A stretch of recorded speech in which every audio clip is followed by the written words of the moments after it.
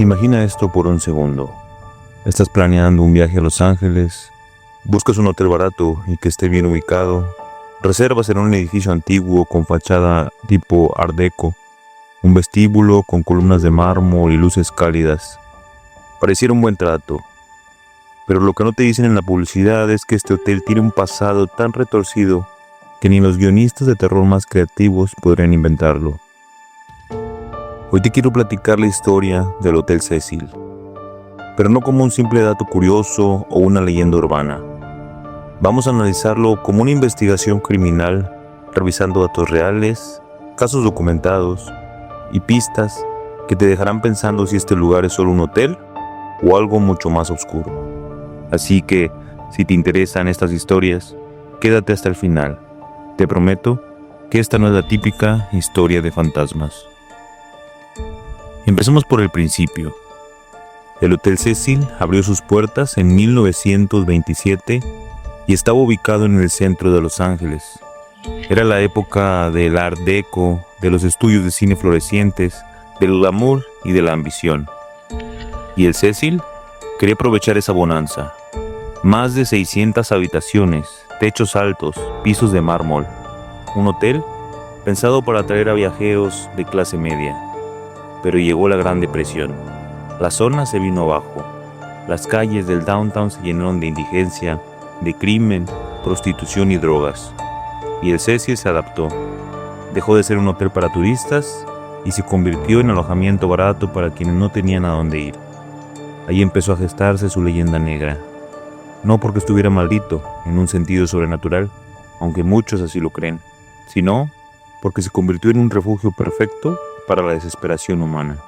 Los registros oficiales son claros. Desde los años 30, la policía de Los Ángeles empezó a tener al Hotel Cecil en su radar. En 1931, W.K. Norton se registró con un nombre falso. Lo encontraron muerto por envenenamiento. Pocos años después, Louis D. Borden, un huésped veterano, se cortó el cuello con una navaja de afeitar. Imaginen la escena para el personal del hotel.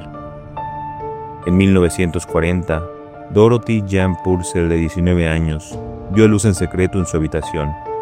Creyendo que su bebé estaba muerto, lo arrojó por la ventana. Fue declarada mentalmente incompetente para ser juzgada. Y esos son solo algunos ejemplos. En total, se documentaron al menos 12 suicidios en el edificio, sin contar los que nunca se reportaron. La policía sabía que cada tanto recibirían una llamada del Cecil. Un cuerpo en la banqueta, una cuerda atada a una viga, una botella de pastillas vacías junto a la cama. El lugar se volvió casi rutinario para la morgue y para los agentes que iban a investigar. Imagínate caminar por sus pasillos en esa época.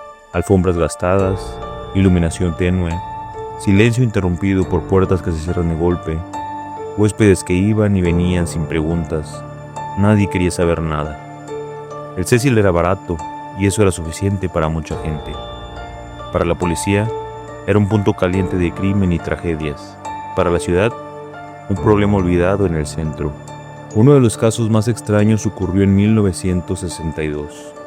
Pauline Otton discutía con su esposo en la habitación. Él salió furioso.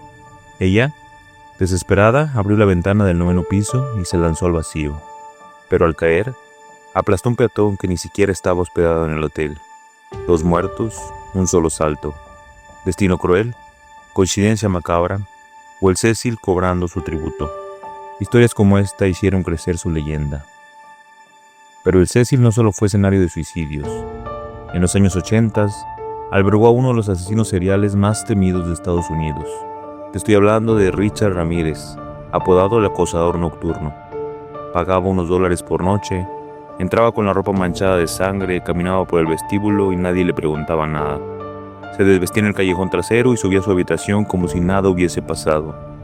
Para él, el hotel ofrecía anonimato perfecto. Nadie quería meterse en problemas, y eso le permitió sembrar el terror en Los Ángeles por meses. Y no fue el único asesino serial.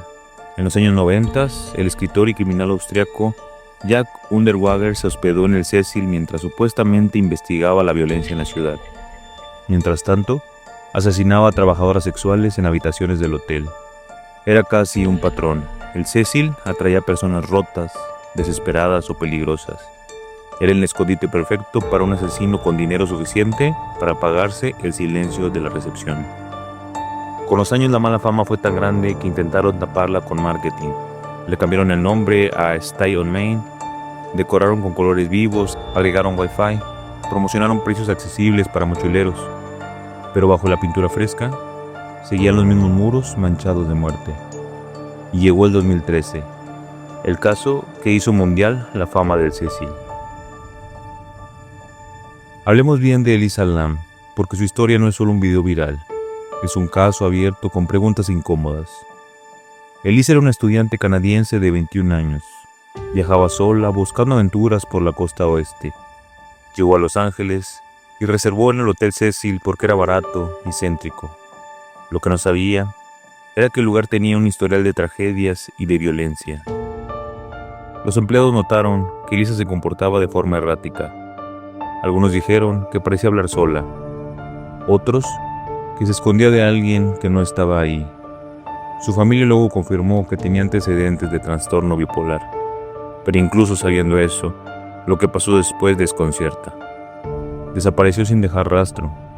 La policía la buscó por días, revisaron cámaras, entrevistaron empleados, hasta que salió a la luz el famoso video del elevador. Seguramente muchos de ustedes lo han visto, pero vamos a analizarlo como investigadores.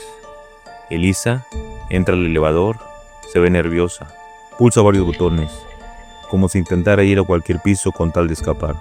Se asoma hacia afuera, como si alguien la persiguiera. Se esconde en la esquina, hace gestos extraños con las manos, habla con algo o alguien que no está en cámara, y luego sale. El elevador permanece abierto, inmóvil, como si algo fallara en su programación. Ese video se volvió viral no solo porque es inquietante, sino porque dejó demasiadas preguntas. ¿Estaba alucinando? ¿Huía de alguien real? ¿Fue un fallo mental o algo mucho más siniestro? No hay forma de saberlo.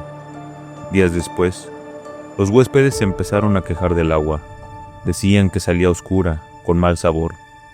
El hotel envió un trabajador a revisar los tanques del techo. Ahí la encontró. Elisa flotaba desnuda en el agua. Para sacar su cuerpo, los bomberos tuvieron que cortar el tanque por arriba. El reporte oficial: muerte accidental por ahogamiento. Explicaron que estaba desorientada, que habría subido al techo por su cuenta, quitado la tapa del tanque y caído, pero hay inconsistencias.